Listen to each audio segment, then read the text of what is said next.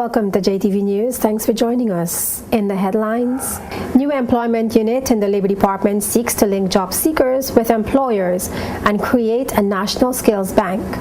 Disaster management bill gets referred to a select committee after members of the House expressed concerns about the governor versus legislators' role during a disaster. Possible pre-clearance for persons traveling from the BVI to the USVI to come. New electronic upgrade allows the library to offer multimedia services. HLSCC lecture provokes debate on independence. Festival committee appeals to the media to focus on the positive aspects of festival. And a new BVI publication targets health in the BVI and neighboring countries. In news from the Caribbean, a U.S. court approves a summons that will force a Caribbean bank to turn over data for American clients.